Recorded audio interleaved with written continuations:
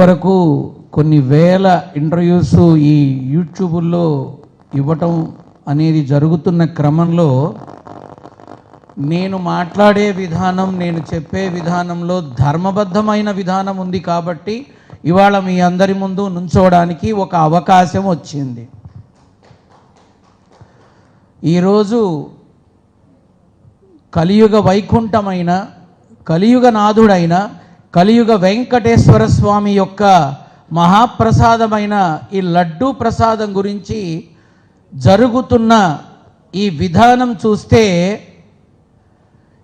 ఈవీఎంల విధానం బయటపడుతుందా, లేక ఇచ్చిన హామీలకి సంబంధించి లెక్కలు అడుగుతారా, లేక జరుగుతున్న విధానంలో జాబ్ క్యాలెండర్స్ అన్నీ లేట్ అవుతున్నాయి కాబట్టి ప్రశ్నిస్తారా, లేక ఇస్తాము అన్న ఇళ్ళు ఇవ్వలేకపోతామా, లేక అమరావతి కట్టలేకపోతామా, లేక ఇచ్చిన ప్రతి హామీని, ఎన్నికలలో చెప్పిన ప్రతి హామీని నిర్వర్తించడం కష్టమవుతుందా? మరి వీటన్నిటినీ మర్చిపోవాలి అంటే మనకు ఒక అస్త్రం కావాలి. ఆ అస్త్రమే ఆదిదేవుడి లడ్డూనా, ఆ అస్త్రమే ఆదిదేవుడి లడ్డూనా అనే అనుమానం ఈరోజు ప్రజల్లో వచ్చింది. ఈ లడ్డూ ప్రసాదానికి ఇంతగా ప్రాధాన్యత ఇస్తూ 2 సంవత్సరాలు పూర్తి చేశారు చాలా సక్సెస్ఫుల్గా.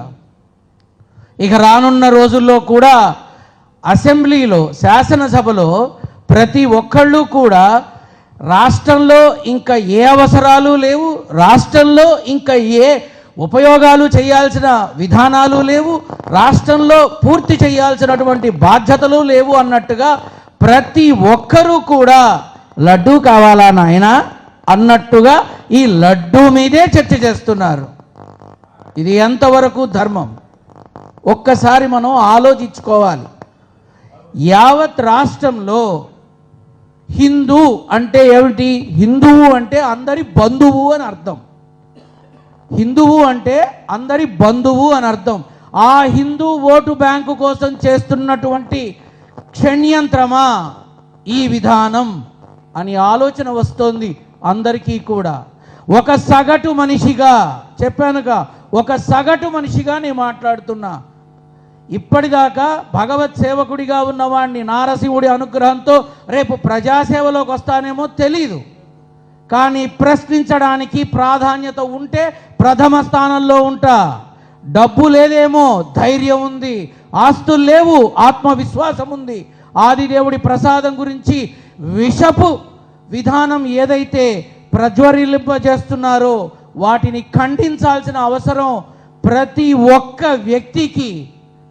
ఒక్క వ్యక్తికి ఉందని మనవి చేస్తున్నాను. సరే, లడ్డూ ప్రసాదం గురించి మాట్లాడారు. ఆ కొవ్వు, ఈ కొవ్వు, ఆ పంది కొవ్వు, గొడ్డు కొవ్వు, నా కొవ్వు, నీ పిండాకుడు కొవ్వు. ఏమిటి కొవ్వులు? ఏమిటి ఇదంతా? ఏమిటి ఈ ప్రాపకాండ? ఆదిదేవుడి ప్రసాదంలో ఇవన్నీ ఉంటాయా? నేను ఈ విధానం మొదలైన రోజే చెప్పా, దీని మీద సిబిఐలు కాదు, సిట్టులు కాదు, కోర్టు కాదు, ఎక్కడికి వెళ్ళినా క్లీన్ చిట్టు వస్తుంది అని. కావాలంటే గూగుల్లో కొట్టండి. నేను 1.5 year క్రితమే చెప్పా, ఏమీ ఉండదు, ఫైలు అలమర్లో, షోకేస్లో, బీరువాలో ఉంటుంది తప్ప ఏమీ జరగదు అని. ఈరోజు అదే జరిగింది. మీరు గమనించవచ్చు, నేను చెప్పిన విధానం ఇంతకు ముందు ఏం చెప్పానో, ఇప్పుడు ఏం జరుగుతుందో ఆనాడే నారసింహుడి యొక్క అనుగ్రహంతో చెప్పడం జరిగింది. సరే, ఇందులో ఇది క్లీన్ చిట్ వచ్చింది. నెక్స్ట్ ఏం తీసుకున్నారు? బాత్రూమ్ కెమికల్స్ తీసుకున్నారు. అవునా? బాత్రూమ్ కెమికల్స్ ఏమన్నా రోజు వాటరు, పన్నీరు వాటరు, సెంటు వాటర్తో చేస్తారా? చెయ్యరు. స్పిరిటు, యాసిడ్, కెమికల్స్తో ఉంటుంది. మరి ఈ కెమికల్స్ ఉన్నటువంటి విధానం లడ్డూలోకి వస్తే లడ్డూ అదే రూపంలో ఉంటుందా? లడ్డూ అదే రూపంలో? నేను సూటిగానే ప్రశ్నిస్తున్నా. ఏమాత్రం ఉండదు. సరే, నిన్నగాక మొన్న పెద్ద ఎంక్వైరీనే వేశారు కదా, రాజమండ్రిలో ఏదో పాలకి సంబంధించిన విధానంలో కల్తీ జరిగిందని. వేదవది కల్తీ పాలు తాగితే హాస్పిటల్ పోతున్నాం, కల్తీ ఫుడ్ తింటే అదేదో ఎమర్జెన్సీ ఐసీయూలో పెడుతున్నారు, ఫుడ్ పాయిజన్ అయితే ఏకంగా వైకుంఠానికి పంపిస్తున్నారు. అటువంటిది ఇంత కల్తీ జరిగిన లడ్డూలు దరిమిలా 1800 రోజుల పాటు ఎంతోమంది తిన్నారు.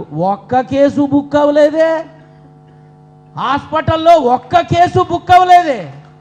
స్వామివారి ప్రసాదం తిని జీర్ణవాయువు దెబ్బతింది అని, లివర్స్ దెబ్బతిన్నాయి అని, ఆహార వాహిక దెబ్బతింది అని, ఆరోగ్యం పాడైంది అని, కెమికల్స్ తాగితే మరి ఆ లోపల ఉన్న ప్రేగులు బర్న్ అయ్యాయని ఒక్క కేసు కూడా ఎందుకు బుక్ అవ్వలా?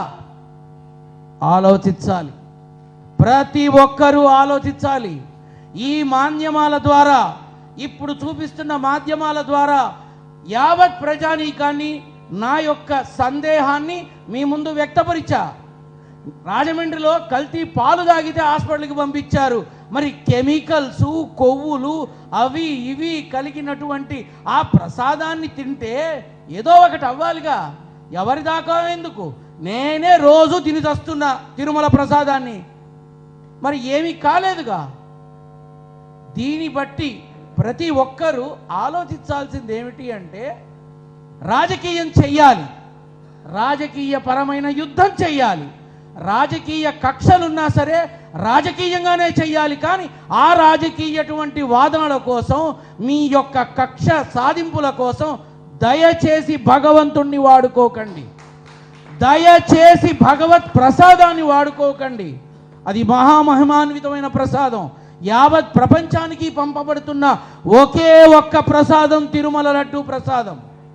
యావత్ ప్రపంచానికి పంపబడుతుంది.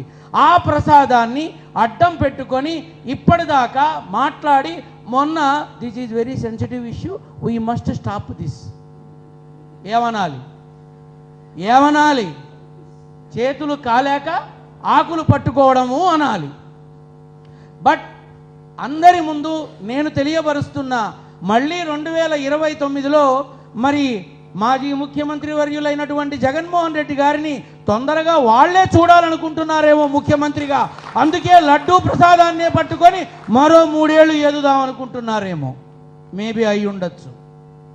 ఇక్కడ మనందరం కలిసి గమనించాల్సినటువంటి ఈ లడ్డూ ప్రసాదం ఏదైతే ఉందో, కేవలం ఇదే కొమ్మని పట్టుకొని గూబ ఊగినట్టుగా ఓడలు పట్టుకొని వేలాడిన ధర్మంలో, గడచిన ప్రభుత్వంలో, ఇప్పుడున్న ప్రభుత్వానికి ముందు ఉన్న ప్రభుత్వంలో ధర్మంలో, గడచిన ప్రభుత్వంలో, ఇప్పుడున్న ప్రభుత్వానికి ముందు ఉన్న ప్రభుత్వంలో తిరుమల యొక్క అధికారి అయినటువంటి ఈఓ గారి ఇంట్లో జరిగినటువంటి ఒక ప్రమాదభరిత స్థితిలో ఆయనని విమర్శించి ఎలా వస్తారు, సూతకం ఉంటుంది అని అన్నారు. మరి మీ ఇంట్లో జరిగిన దానికి అన్నకిను తమ్ముడికి ఉండదా? అన్నకి వేరే సూతకం, తమ్ముడికి వేరే సూతకం ఉంటుందా? మరి మీరు ఎలా వచ్చారు మీ మనవడి యొక్క పుట్టినరోజు వేడుకలు జరపడానికి తిరుమల కొండ మీదకి? సనాతన ధర్మంలో ప్రతి ఒక్కరికి ఒకే విధంగా ఉంటుంది. గెలిచాము కదా అని మీకొకలాగా, ప్రతిపక్ష హోదాలో ఉన్నారు కదా అని మాకొకలాగా పొరపాటున కూడా ఉండదు. పొరపాటున కూడా సనాతన ధర్మంలో విడివిడిగా కుల మత వర్గ వైషమ్యాలు ఎవరైనా ధర్మం ఒక్కటే. ఆ ధర్మాన్ని అనుసరిస్తే దైవం అండగా ఉంటుంది. తిరుమల ప్రసాదమైనటువంటి ఈ లడ్డూ ప్రసాదాన్ని ఇకనైనా రాజకీయ లాభాపేక్ష కోసం, స్వార్థ ప్రయోజనాల కోసం, మీ లబ్ధి కోసం దయచేసి భగవంతుణ్ణి, భగవత్ ప్రసాదాన్ని వాడుకునే ఆలోచన విరమిస్తే కనీసం విమర్శలు తగ్గుతాయి, కనీసం విమర్శలు తగ్గుతాయి. ఒక సగటు మనిషిగా మళ్ళీ చెప్తున్నా, సీతమ్మ కొడుకుగా, నారసింహుడి బిడ్డగా, భగవత్ సేవకుడిగా మాత్రమే నేను మాట్లాడుతున్నా. ఇక ఇప్పుడు మాట్లాడతాడు వీడు వైసీపీ కొత్తొత్తు, వైసీపీ పేటీఎం, వైసీపీ కుక్క, ఓ అబ్బా బ్రహ్మాండంగా మాట్లాడతారు. ఐ డోంట్ కేర్, లెక్క చెయ్యను. ధర్మాన్ని మాట్లాడడానికి ఎట్టి పరిస్థితుల్లో ఎవరి ముందైనా మాట్లాడతాను, ధర్మబద్ధంగా మాట్లాడతాను. కాబట్టే ఈరోజు ఈ ఆహ్వానాన్ని తీసుకొని రావడానికి అవకాశం తీసుకున్నాను. నా గురించి చాలామంది గూగుల్లో చూసిన తర్వాత, ఫలానా అని తెలిసిన తర్వాత జరగబోయేది ముందే చెప్పడానికి ఏ రకమైనటువంటి విధానం ఉంది అంటే మంత్రాలు లేవు, తంత్రాలు లేవు, శక్తులు లేవు, యుక్తులు లేవు, ధర్మమే ఉంది. నా తల్లి ఆశీర్వచనం ఉంది, నారసింహుడి అనుగ్రహం ఉంది. నా జన్మస్థలం మంగళగిరి. హైదరాబాద్ నుంచి వచ్చానంటే వేరు కాదు, నేను ఈ ఇంట్లో కుంపటివాణ్ణి. కాబట్టి ఈరోజు జరుగుతున్న ఈ చక్కని హైందవ ఐక్య వేదిక మీద అందరూ కలిసి ఆలోచించాల్సింది ఒక్కటే, రాజకీయాల కోసం భగవంతుడి ప్రసాదాన్ని వాడుకోవడం ఎంతవరకు సమంజసం, ఎంతవరకు సమంజసం అనేది ఒక్కసారి ప్రతిపక్షంగా ఉన్నా పాలకపక్షంగా ఉన్నా భగవంతుడి పట్ల ఒకే విధంగా ఉన్నటువంటి మాజీ ముఖ్యమంత్రి యొక్క విధానాన్ని గౌరవిస్తూ అభినందిస్తూ మరింతగా ఎదగాలని ఆ మనిషి ఆశీర్వదిస్తూ ఇంకా ఇంకా ముందు చాలా అద్భుతాలు చూస్తాం. రానున్న 3 సంవత్సరాల్లో ఈ జగన్మోహన్ రెడ్డి అనబడేటటువంటి ఒక మహాశక్తిని మరింత అణగదొక్కాలని చూసే ప్రయత్నాలని మరింతగా చూస్తాం. అయినా ఏమిటి, సింహం సర్కస్లో ఉన్న అడవిలో ఉన్న సింహమే అంటారు, ఇంకొకటి అనరు. కాబట్టి ఈ విధానంలో చివరిగా మీ అందరికీ నేను తెలియపరిచేది ఒక్కటే, లడ్డూ ప్రసాదంలో కెమికల్స్ ఉన్నా కల్తీలు ఉన్నా ప్రసాదం 1 గంటలోనే నిర్వీర్యమైపోతుంది. ఇప్పుడే తీసుకొచ్చారు పెద్దవారు, ఆ ప్రసాదం అక్కడి నుంచి ఇక్కడ తీసుకొచ్చారు. అందులో అటువంటి కల్తీలు జరిగితే ఈ పాటికే పాడైపోవాలిగా, రంగు మారిపోవాలిగా, తినమ్మ గడుపు గాలిపోను. పొద్దున వండిన పప్పు కూర సాయంత్రానికే నాశనం అవుతున్నాయి, ఫ్రిడ్జ్ లేకపోతే ఏది ఉండదు. అటువంటిది ఇంత దుర్మార్గమైన విధానంలో ఇవన్నీ కలిశాయి అని అన్నప్పుడు ప్రసాదం నిలబడుతుందా? నిలబడుతుందా? కాబట్టి ఈ విమర్శలు నిలబడవు, ఈ ప్రభుత్వాలు నిలబడవు. కలియుగ వైకుంఠనాథుడితో పెట్టుకుంటే ఏమవుతుందో వారే సెలవిచ్చారు. కాబట్టి ఆ రోజు వచ్చేదాకా మనం ఎదురు చూద్దాం, జెండాని ఎగరవేద్దాం. స్వస్తి.